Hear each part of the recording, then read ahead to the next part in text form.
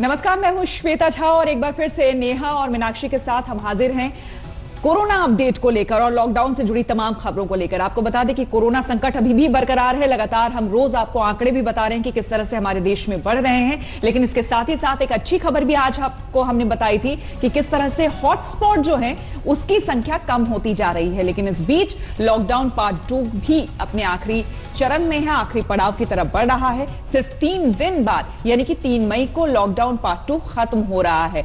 नेहा, बिल्कुल, और सवाल लगातार मीनाक्षी और श्वेता ये भी बना हुआ है कि सरकार दरअसल लॉकडाउन 2 को आगे बढ़ाएगी, और अगर बढ़ाएगी तो किन शर्तों के साथ बढ़ाएगी, कहां पर रियायतें दी जा सकती हैं, कहां पर ऐसी व्यवस्था हो सकती है कि अर्थव्यवस्था को थोड़ा बहुत पटरी पर लाया जा सके। क्योंकि इस वक्त जो कारोबारी हैं वो यही मांग कर रहे हैं कि जल्द से जल्द लॉकडाउन में कुछ ढील दी जाए और कुछ शर्तों के साथ ही ढील दी जाए। मीनाक्षी, हालांकि सरकार ने अपने घरों से दूर फंसे छात्रों, मजदूरों, पर्यटकों की घर वापसी के लिए कदम शुरू कर दिए हैं। गृह मंत्रालय के आदेश के बाद नोडल एजेंसीज को घर वापसी का ये जिम्मा दिया गया है। घर वापसी के दिशा निर्देश भी तय हो गए और इस बुलेटिन में आज इसी खबर पर हम विस्तार से चर्चा करेंगे। और सबसे बड़ी खबर इस वक्त की आपको बता दें कि पहली खबर ये जो आ रही है इस वक्त जमात प्रमुख मौलाना साद से जुड़ी हुई है, जिस पर दिल्ली पुलिस ने शिकंजा कस दिया है। साद को क्राइम ब्रांच ने चौथा नोटिस जारी कर दिया है। नोटिस में ये पूछा गया है कि क्या आपने सरकारी अस्पताल में कोरोना टेस्ट कराया है या नहीं। और इस बीच ये भी बताना जरूरी है कि पहले मौलाना साद की ओर से ये स्टेटमेंट आया था, ये खबर आई थी कि टेस्ट करा लिया गया है और रिपोर्ट नेगेटिव आई है। श्वेता, बिल्कुल नेहा, और इससे पहले भी कई बार हालांकि तलब किया जा चुका है और खुद फार्म हाउस में भी दिल्ली की क्राइम ब्रांच की टीम मौलाना साद के पहुंची थी। लेकिन अब भी बड़ा सवाल नेहा, मीनाक्षी यही है कि क्या वाकई इतना मुश्किल हो रहा है दिल्ली पुलिस या क्राइम ब्रांच की टीम को मौलाना साद तक पहुंच पाना। अरविंद ओझा हमारे संवाददाता हमारे साथ जुड़ गए हैं ज्यादा जानकारी के साथ। अरविंद, अब इस पूरी खबर पर, क्योंकि लंबे समय से ये खबर चल रही है, एक और नोटिस थमा दिया गया है, चौथा नोटिस है ये मौलाना साद को। आगे क्या जानकारी मिल पा रही है, क्यों इतना मुश्किल हो रहा है मौलाना साद तक पहुंचना? जी देखिए, जो क्राइम ब्रांच है उसने नोटिस भेजा था मौलाना साहब को और कहा था कि वो एम्स या किसी सरकारी अस्पताल से कोरोना का टेस्ट कराए, उसकी रिपोर्ट क्राइम ब्रांच को सौंपी जाए, उसके बाद ही आगे की पूछताछ होगी। अभी तक मौलाना साहब ने कोई रिपोर्ट क्राइम ब्रांच को सौंपी नहीं है। इन सबके बीच चौथी बार नोटिस क्राइम ब्रांच ने मौलाना साहब को भेजा है, जिसमें कहा है कि क्या उन्होंने एम्स या किसी सरकारी अस्पताल से कोरोना का टेस्ट करवाया है या नहीं करवाया है और अभी तक रिपोर्ट तलब क्यों नहीं की गई है। दरअसल आपको बताऊं कि क्राइम ब्रांच की टीम लगातार फूक का कदम रख रही है, क्योंकि मरकज से जितने जमाती निकले थे उनके जरिए काफी कोरोना फैला था। और बड़ी खबर ये भी है कि जो क्राइम ब्रांच की जांच टीम, उसमें एक कांस्टेबल जो जांच के लिए मरकज गया था वो भी कोरोना पॉजिटिव हो गया है। इसलिए दिल्ली पुलिस क्राइम ब्रांच एहतियात बरत रही है ताकि किसी पूछताछ के दौरान किसी को संक्रमण नहीं फैले। तो इसी वजह से ये जो रिपोर्ट है वो मांगी जा रही है। मौलाना साद ने अभी तक रिपोर्ट नहीं दी है। हालांकि आज तक के एक्सक्लूसिव इंटरव्यू में उसने क्लेम किया था कि उसने कोरोना का टेस्ट करा लिया है। तो बड़ा सवाल ये है कि क्या कोरोना के बहाने मौलाना साद बच रहे हैं, ऐसा क्राइम ब्रांच का कहना है। शुक्रिया अरविंद आपका इस जानकारी के लिए। गृह मंत्रालय ने अलग अलग राज्यों में फंसे मजदूरों, छात्रों और पर्यटकों के लिए गाइडलाइंस जारी की हैं और ये कहा कि राज्य सरकारें इन लोगों को उनके घरों तक पहुंचाने का इंतजाम करें। बिल्कुल, और यहाँ पर ये देखना भी दिलचस्प होगा किस तरह से इसका खाका तैयार किया जाता है, क्योंकि अलग अलग राज्यों में जो लोग फंसे हुए हैं दरअसल किस साधन से अपने राज्य तक पहुंचेंगे, क्योंकि बहुत बड़ी संख्या में ये मजदूर हैं। और ऐसे में क्या वाकई श्वेता साधन इन तक मुहैया हो पाएंगे, किस तरह से इनका टेस्ट किया जा सकेगा, ये तमाम चीजें अभी इस वक्त क्लियर नहीं है। बिल्कुल नेहा, और यहाँ पर बिहार के जो छात्र हैं, जो मजदूर हैं, उनके बारे में मेंशन करना बहुत जरूरी है, क्योंकि कोटा में काफी समय से वो फंसे हुए हैं और लगातार सोशल मीडिया पर वो गुहार लगा रहे थे नीतीश कुमार से कि वो कुछ करें। लेकिन अब जबकि ये गाइडलाइंस आ गई है, उम्मीद की जा रही है कि शायद बिहार की सरकार जो है कुछ कड़ा कदम उठाएगी या कुछ ऐसे फैसले लेगी जिससे कम से कम ये मजदूर और छात्र जो हैं अपने राज्य वापस आ सके। और साथ ही साथ नोडल अफसर अब तैनात कर दिए गए हैं महाराष्ट्र और बिहार में भी। हालांकि राजस्थान सरकार ये कह रही है कि बिना ट्रेन के लाखों लोगों को घर पहुंचाना ये मुमकिन नहीं होगा।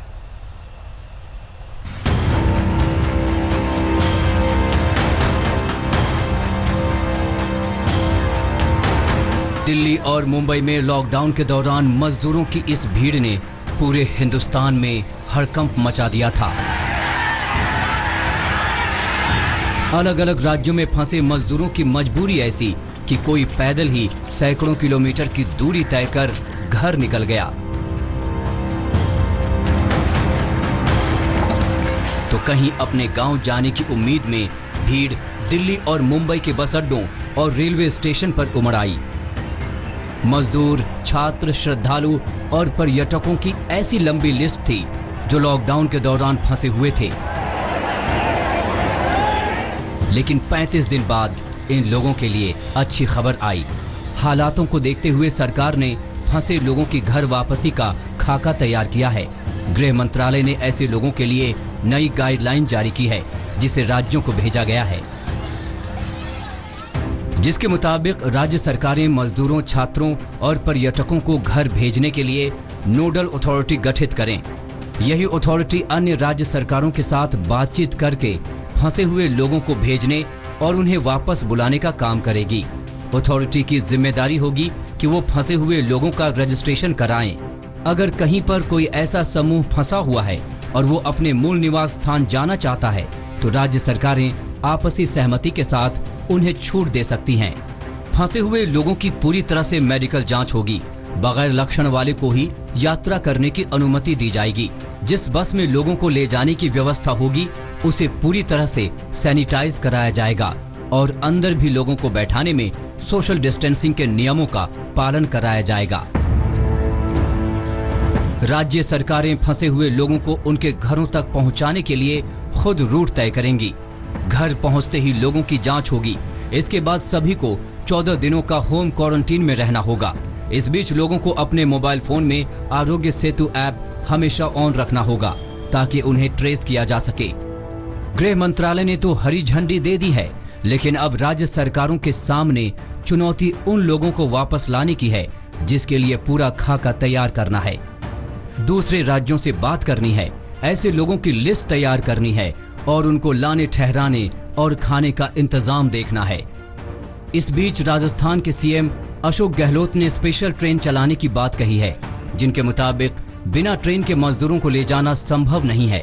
वहीं इससे पहले उद्धव ठाकरे भी स्पेशल ट्रेन चलाने की बात कह चुके हैं। हालांकि सरकार की ओर से अब तक ट्रेन चलाने की बात सामने नहीं आई है। ऐसे में अभी सिर्फ बस का विकल्प दिख रहा है जिसमें इन मजदूरों को ले जाना होगा। सरकार के इस फैसले से करीब 10 लाख लोगों को राहत मिलने वाली है। बस जरूरत है उन्हें ठीक से घर पहुंचाने की, जो पिछले 35 दिनों से घर वापसी की उम्मीद लगाकर बैठे हैं। आज तक ब्यूरो। नेहा और मीनाक्षी, पहले ही देखिए उत्तर प्रदेश की सरकार और राजस्थान की सरकार ये कदम उठा चुकी है, लेकिन बड़ा सवाल केंद्र सरकार ने अब जो दिशा निर्देश जारी किया है उसके बाद बिहार सरकार क्या कदम उठाती है ये देखने वाली बात होगी, क्योंकि नीतीश कुमार ने कभी भी दरवाजे नहीं खोले थे बाहर के लोगों के, यानी कि मजदूरों के और छात्रों के घर आने के। नेहा, बिल्कुल, और बिहार सरकार ने तय किया है कि बिहार सीमा से लोगों को राज्य तक ले जाया जाएगा, उन्हें 14 दिन क्वारंटीन सेंटर में रखना होगा। लेकिन पहले जो मुख्यमंत्री जिस बात के लिए मना कर रहे थे, अब केंद्र के दबाव में उन्हें वही बात करनी पड़ी मीनाक्षी, यानी कि कहीं ना कहीं देर हो गई है। बहुत सारे मजदूर पैदल अपने घरों तक लौट चुके हैं। और एक चुनौती अब ये भी है कि जब छात्रों को वापस लाने के प्रयास हो रहे हैं तो ऐसे में 14 दिन की निगरानी में उन्हें रहना होगा। बिहार के मंत्री संजय झा से हमारे सहयोगी सुजीत झा ने बात की। अब तो आप लोगों के आग्रह पर केंद्र सरकार ने एक फैसला ले लिया है कि जा सकते हैं जो भी अप्रवासी लोग हैं अपने राज्यों में, तो अब वो भी बैरियर नहीं रहा। अब सरकार क्या करेगी, कैसे बुलाएगी अपने लोगों को, क्योंकि ह्यूज काफी बड़ी संख्या है। नीतीश जी का पिछले वीडियो कॉन्फ्रेंसिंग में ही आग्रह था, प्रधानमंत्री जी का जो वीसी था उसमें, कि भाई एक नेशनल लेवल पे कोई गाइडलाइन हो तो सुविधा होगी इसमें। और हम लोग धन्यवाद भी देते हैं प्रधानमंत्री जी का और अमित शाह जी का कि एक कॉम्प्रहेंसिव एक आ गया गाइडलाइन।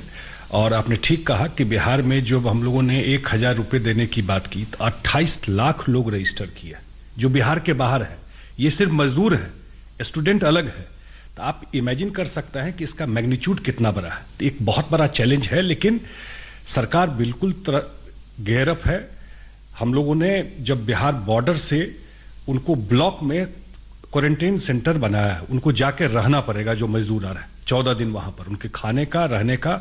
और जो मैं आज सुबह तक पता कर रहा था तो 2.25 लाख मजदूर का रहने का इंतजाम हो गया है। आज शाम तक 2 लाख लोगों का रहने का इंतजाम ब्लॉक में हो जाएगा। अगर मान लीजिए कि 28 लाख जैसा कि आप बता रहे हैं, उसमें से अगर 50% भी मान लेते हैं तो 15 लाख लोग आएंगे। 15 लाख लोगों को क्वारंटीन करना। दूसरी बात, मेरा एक सवाल ये है कि जो केंद्र सरकार का दिशा निर्देश है उसमें यह कहा गया है कि राज्य सरकार लेके आएगी उनको, यानी कि आपको ही वो सुविधा उपलब्ध करानी है। जहां से मजदूरों को लाना है, बस भेज के या आपको नोडल ऑफिसर बनाना है, उनका स्वास्थ्य का जांच, ये सब कैसे संभव हो पाएगा? कैसे संभव? ये नहीं है कि राज्य सरकार को ही लाना है कि नोडल ऑफिसर कोऑर्डिनेट करेगा जिस स्टेट से लोग आ रहे हैं, वहां से कोऑर्डिनेट करके फिर कैसे यहां पर आएंगे और वहां भी जांच होगा। और यहां पर जब बिहार के बॉर्डर में इंटर करेंगे तो बिहार के बॉर्डर में इंटर करने के बाद उनका जांच करा करके यहां से बस से, जैसे मैंने कहा कि हर एक ब्लॉक में, गांव में लोग घर चले जाते थे, खाना खा लेते थे, घर चले जाते थे। हर एक ब्लॉक में क्वारंटीन सेंटर बनाया गया है और वहां पर उनको उसमें जाकर के रखा जाएगा। ये अरेंजमेंट किया जा रहा है।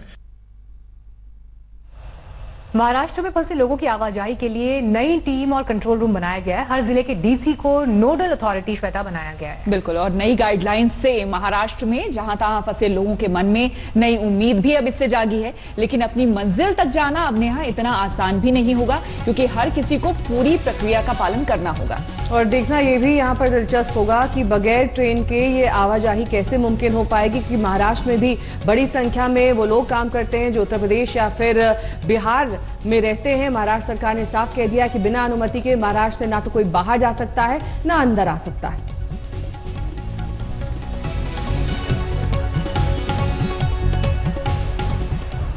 नेहा, श्वेता, अब बात उस सवाल की जो सबके जहन में है, 3 मई के बाद क्या होगा, क्योंकि लॉकडाउन की अवधि 3 मई को खत्म हो रही है और इसे लेकर सवाल है कि आगे प्रधानमंत्री इस पर क्या कदम लेते हैं। लेकिन दिल्ली के आजादपुर से जो तस्वीर आ रही है वो बेहद परेशान करने वाली है नेहा। बिल्कुल, क्योंकि अभी तो पूर्ण लॉकडाउन है और ऐसे में जब वहां पर इतने मामले आ चुके हैं तो काफी संभल कर चलने वाली बात थी। लेकिन इसके बावजूद हमने जो तस्वीरें देखी हैं और आपको भी दिखाएंगे कैसे मंडी में लॉकडाउन के बावजूद लोग खुला वहां पर चल रहे हैं, सोशल डिस्टेंसिंग का पालन नहीं किया जा रहा है सख्ती से श्वेता, और ये काफी चिंताजनक बात है। बिल्कुल, और आजादपुर मंडी की हम बात कर रहे हैं और तस्वीरें भी आपको हम साथ ही दिखा रहे हैं। ये हाल तब है जबकि आजादपुर मंडी में कई कारोबारी कोरोना की चपेट में आ गए हैं। लगभग मीनाक्षी ने यहाँ 11 बताया जा रहा था कि 11 जो हैं वो पॉजिटिव केसेस यहाँ सामने आए हैं।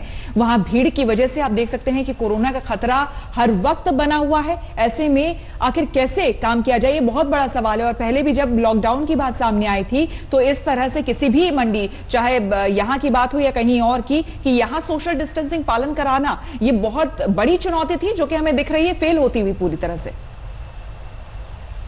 एशिया की सबसे बड़ी फल और सब्जी मंडी में कोरोना के 11 मामले आने के बाद भी सोशल डिस्टेंसिंग की साफ तौर पर धज्जियां उड़ती हुई नजर आ रही हैं।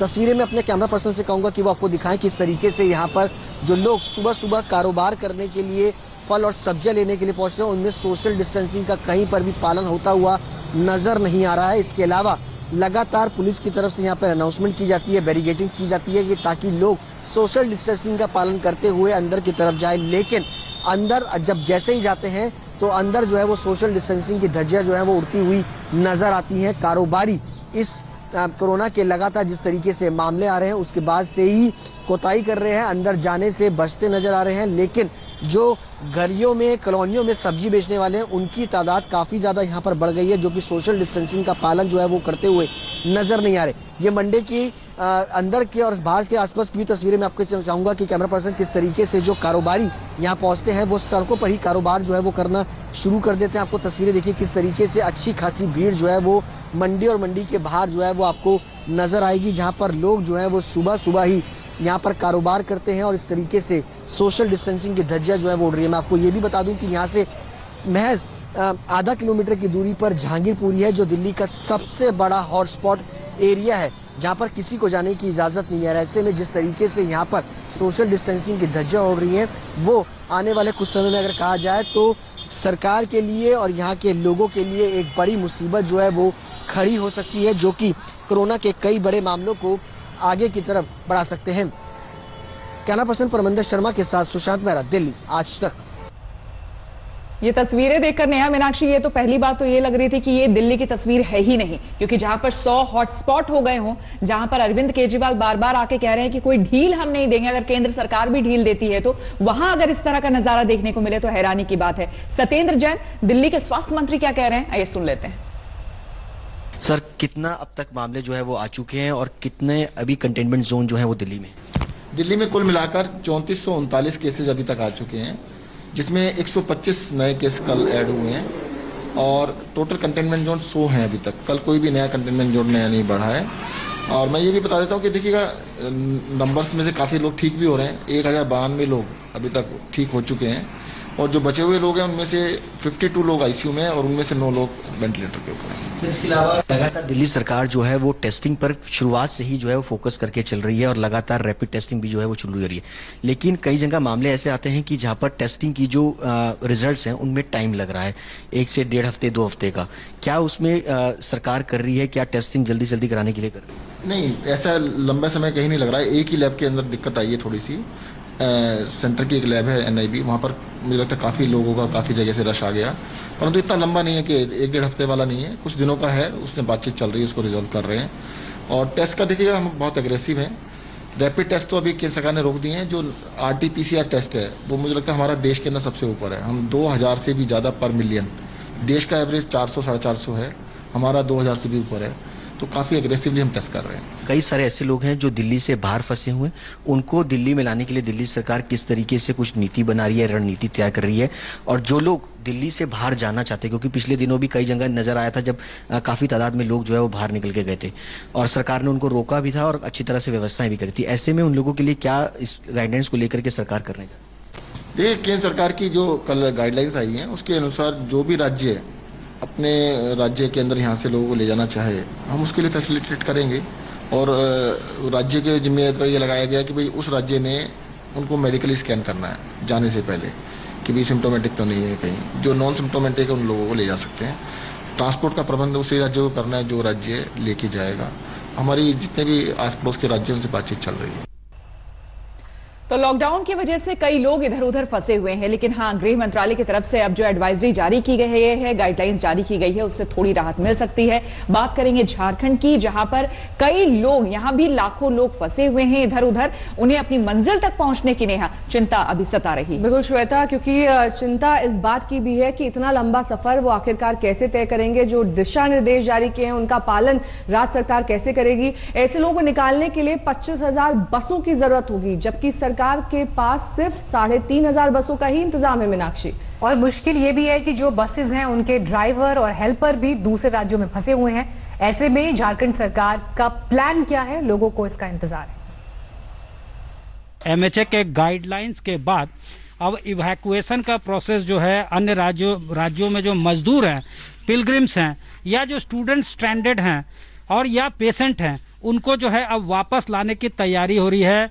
झारखंड ने अप्रोच किया था, केंद्र को लिखा था कि आपका जो आपदा प्रबंधन एक्ट है उसको जो है थोड़ा सा शिथिल किया जाए और आप जब हमें गाइडलाइन देंगे तभी हम जो है लॉकडाउन के दरमियान लोगों को वापस लाएंगे। हमारे राज्य के लोग जो हैं वो बाहर जो फंसे हुए हैं, तो नोडल पदाधिकारियों को की भी नियुक्ति हो चुकी है, उनको भी अपॉइंट किया जा चुका है, जो टच में रहेंगे बाहर के स्टेट से।